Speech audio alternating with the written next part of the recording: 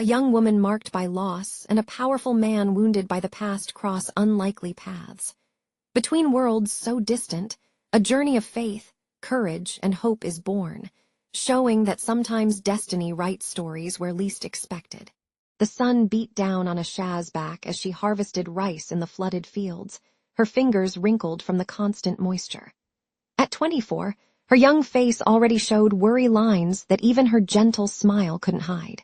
The village where she was born, deep in the heart of India, was a place where time seemed to move differently from the rest of the world, following the rhythm of monsoons and harvests. That evening, seated at the door of the small adobe house, Asha held in her fingers the simple necklace she had inherited from her grandmother, a leather cord with a small blue stone. It was her only connection to the past, to the family she had lost too soon. "Mother used to say that the blue stone is like the sky that accompanies us wherever we are," she murmured to herself, as childhood memories returned, the colorful festivals, the prayers at dawn, the smell of incense in the small daily offerings. The death of her parents in a landslide during the rainy season had transformed her life. Rejected by uncles who did not want another mouth to feed, Asha found refuge in the small Christian monastery on the outskirts of the village. It was there that Brother Matteo, an Italian monk with kind eyes and calloused hands, offered her not just shelter but a new perspective. "It's no coincidence that you're here, little Asha," he used to say in his Hindi mixed with an Italian accent. "God doesn't send storms without a purpose." Over 5 years, the monk taught her to read and write, sharing Bible stories that spoke of a God who saw the humble, who valued the broken-hearted. Unlike the gods she knew in her childhood, this one spoke directly to her broken heart. Her conversion did not come suddenly, but like a gentle change of seasons. When she finally decided to be baptized at the age of 19, the cost was high. Distant relatives severed the last ties, neighbors turned their faces away, and whispers followed her through the narrow alleys of the village. "What is worth more, Asha? What men think or what God knows?" Brother Matteo would ask on the nights he found her crying. The answer was always in her heart. "What God knows, brother, always what he knows." Thousands of kilometers away, in an office overlooking the Thames, Arthur Hale was reviewing contracts with the efficiency of someone who had turned work into a shield. At 35, his reputation as a businessman was impeccable, honest, innovative, philanthropic. But those who worked closely with him knew that behind the meticulous blue eyes, there was an emptiness that no professional success could fill. Eleanor Grant, his assistant for 8 years, was watching him from the door. "It's almost 9 at night, Arthur. Even workaholics need to rest occasionally." He looked up from the documents, a polite but cold smile. "Just a few more minutes. I want to review the fund distribution for the project in India." Eleanor approached, leaving a cup of tea in front of him. "You know, no one would question if you reduced these donations. The company won't go bankrupt, but it doesn't need to carry the weight of the world either." Arthur touched the silver frame on his desk, where Claire's smiling face, his late wife, seemed frozen in time. 5 years since the accident, and the pain still visited him at the most unexpected moments. "It's not for the recognition, Eleanor. It's—" he hesitated. "Maybe it's the only thing I still do that Claire would approve of." The advisor nodded silently. Claire had been Arthur's social conscience, always insisting that wealth was a responsibility. Since her death, donations and philanthropic projects had become almost obsessive for Arthur, a way to keep alive not only her memory, but also the connection to the man he used to be. That evening, among the various reports, there was another letter from Brother Matteo, the monk overseeing one of the educational projects he funded. Unlike the formal reports from other institutions, Matteo's letters were personal, full of stories and human nuances. His eyes landed on a specific paragraph. "Among our stories of hope, I must share about Asha, a young woman who, having lost everything, found in Christ the courage to continue. Her faith, Arthur, is like those small lamps fishermen use to navigate in the darkness, simple but capable of guiding through the fiercest storms. When I see her teaching the children to read, I think that perhaps it is us, with our resources and education, who are truly poor if we do not possess such conviction." Arthur carefully folded the letter, both bothered and intrigued. Faith was something he had abandoned along with Claire's coffin. How could anyone in such adverse conditions maintain such unshakable belief? 3 months later, the news of Brother Mateo's death arrived like an unexpected storm. For Asha, it was like losing a father for the second time. While organizing the monk's belongings, she found a sealed envelope with her name. Inside, in addition to words of encouragement, there were precise instructions. Your steps may cross oceans, Asha. Go without fear. Where faith paves the way, grace has already arrived first. In London, look for Arthur Hale. He is a man of resources but poor in spirit. Perhaps you can offer each other what you both need the most. Attached was a card with the address of Arthur's foundation and a one-way ticket to London. The decision did not come easily. Nights in prayer, questioning whether that was truly the divine call or just an impossible dream. She sold the few possessions she had, accepted donations from the small Christian community, and with her heart torn between fear and hope, embarked on her first airplane journey. London greeted her with its grand, gray, and cold demeanor, so different from the warmth and vibrant colors of her village. Everything seemed enormous and rushed, the buildings, the cars, and the people who walked past each other without eye contact. Holding the address firmly on a piece of paper, she boarded her first subway, studying the colorful map with the concentration of someone trying to decipher a sacred text. The Hale Foundation building was imposing, all glass and steel. Asha, with her simple dress and worn sandals, seemed like a drop of colorful water in a sea of dark suits. At the reception, her presence drew curious glances. "I have an appointment with Mr. Hale," she said in her carefully practiced English. The receptionist, obviously skeptical, made a brief phone call. To Asha's surprise, minutes later she was being led to the top floor. Their first meeting took place in a lobby illuminated by large glass windows. Arthur Hale, tall and elegantly dressed, extended his hand formally. Asha smiled simply. "Thank you for looking at our village even from afar," she said. "I just funded projects," he murmured, uncomfortable with the direct gratitude. "People live in those projects," she replied simply. "Brother Mateo always said that your donations didn't just buy books and medicine, but also hope." Something in the way she pronounced the monk's name touched Arthur. It wasn't just respect, but genuine affection. Mateo was a special man, he conceded. His letters were always different, more human. He taught me that faith without works is dead, and that works without faith are just obligations. She smiled, unconsciously touching the necklace around her neck. "But I'm sure you already know that, being so generous to so many." Arthur averted his gaze, uncomfortable with the praise he felt he didn't deserve. Eleanor, who was watching the scene from the door, intervened. "Mr. Hale has a meeting in 20 minutes. Perhaps we can schedule a more appropriate appointment to discuss. Whatever brought you here?" Asha nodded, unfazed by the assistant's cold formality. "Of course, I came because of Brother Mateo's letter. He believed I could contribute to the Foundation's work with my experience in the village schools." Arthur, surprised, agreed to a meeting for the following day. As she left, he noticed that something about the young Indian woman completely contrasted with the gray of London. Not just her colorful clothes, but a kind of inner light he hadn't seen in anyone for a long time. In the following weeks, London became a maze of discoveries for Asha. Arthur, against all expectations, especially Eleanor's, decided to personally show the young woman how the Foundation's projects worked. What began as a simple courtesy turned into regular meetings. In a cafe by the Thames, Asha spoke enthusiastically about the children in the village who were now learning to read thanks to the schools funded by the Foundation. And little Priya, whom everyone thought would never learn because of her difficulties, now reads stories to the younger ones. Her eyes sparkled. "This is what we call a daily miracle." Arthur watched her, fascinated by that genuine conviction. "Don't you miss home?" "Every day," she admitted, looking at the river.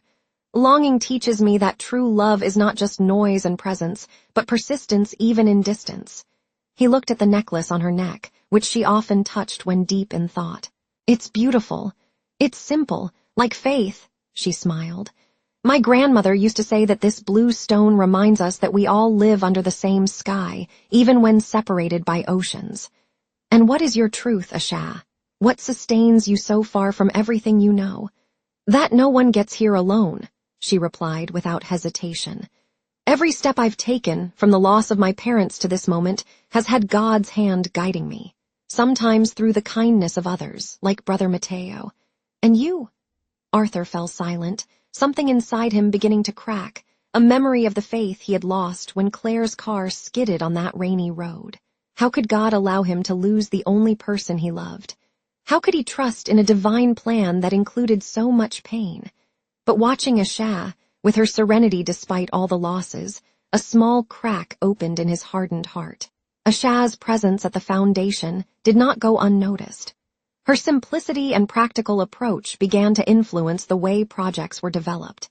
Instead of top-down solutions, she suggested listening to the communities, understanding their true needs. "People know what they need," he explained in a meeting with the board. "Our role is not to decide for them, but to empower them to achieve their own visions." For Alina, Asha's growing influence was a cause for concern. More unsettling still was the subtle transformation in Arthur. He smiled more, arrived later at the office, seemed less obsessed with reports, and more interested in the human impact of the projects. One morning, the assistant rushed into Arthur's office, throwing a newspaper onto his desk. "This is what happens when we mix business with whatever this is," she pointed to the headline. "British tycoon brings Indian peasant for arranged marriage. The strange relationship between Arthur Hale and his third world protégé." The article insinuated that Asha was part of a marketing scheme by the Foundation, or worse, that Arthur had brought her for an inappropriate relationship. "Your reputation is at risk," Alina warned. "This could affect not only your personal image but the entire credibility of the Foundation. You need to distance her, at least temporarily." Arthur, torn between practical reasoning and his growing affection for Asha, reluctantly agreed. That afternoon, he called her for a conversation in his office. "The press is creating stories about us," he explained, showing her the newspaper. Perhaps it's best for you to go back to India for a while until this calms down." Asha stepped back, visibly hurt. "Going back means accepting that your world is right about mine, that I must hide for being who I am." "My world needs order, Asha. There are protocols, expectations. And I truly need," she replied, her voice steady despite her tear-filled eyes. "I did not come here to be a charity project or a shame to be hidden." Clutching the necklace between her fingers, she took a deep breath and continued. "If God wants to align us, he will. I trust in his timing, even when I don't understand the path." She left the office with dignity, but her heart was shattered. In the days that followed, she moved to a simple room in the East End, where she began to serve a small local Christian community. The lonely nights brought tears and silent prayers. She constantly wondered if she had mistaken human love for a divine calling. For Arthur, Asha's absence created a void that no work could fill.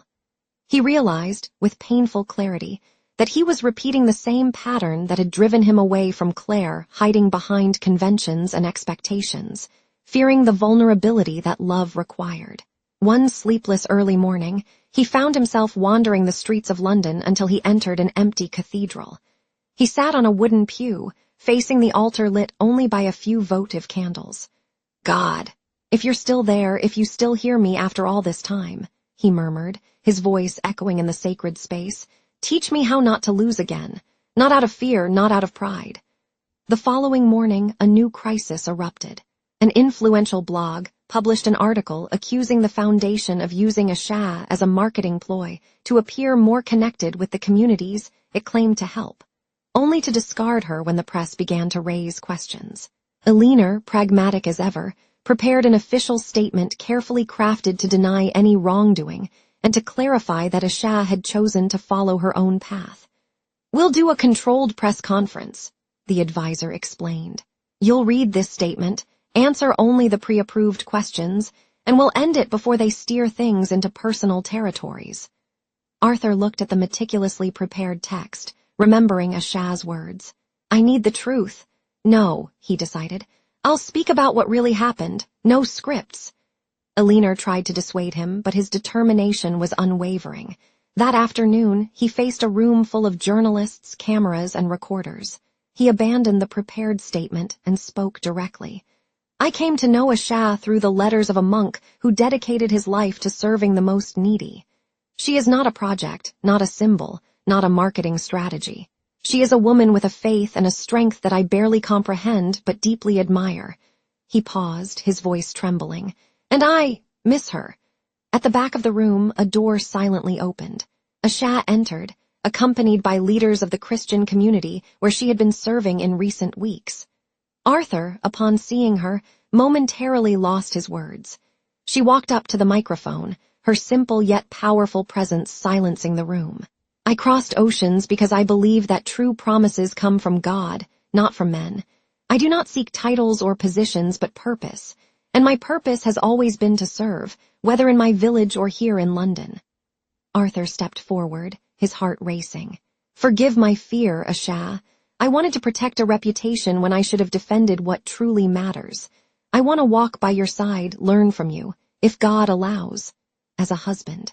She smiled, tears held back shining in her eyes. Then let it not be chance but providence. At that moment, the buzz of the journalists, the flash of the cameras, everything seemed to disappear. The reunion did not seem to be the result of circumstances, but of a God who writes stories in the silences between our decisions. 6 months later, they were married in the same cathedral where Arthur had made his first prayer in years. The ceremony was simple, blending British and Indian traditions. Elinor, surprising everyone, became an unlikely ally, admitting she had misjudged Asha. The foundation gained new life under the couple's joint influence. Arthur brought his business vision, while Asha insisted that each project be led by the communities themselves.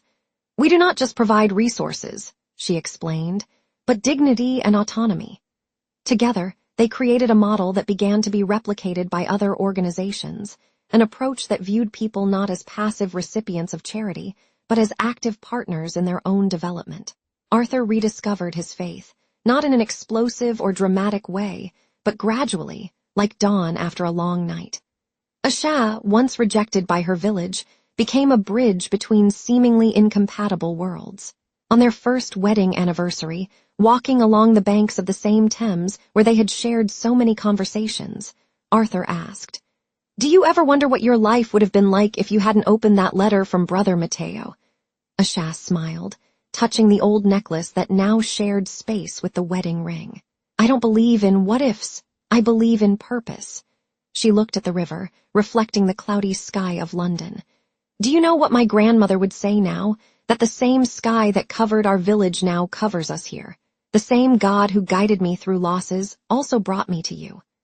Arthur intertwined his fingers with hers, finally understanding what Matteo had been trying to teach him for so long through his letters, that true faith doesn't eliminate oceans or remove mountains.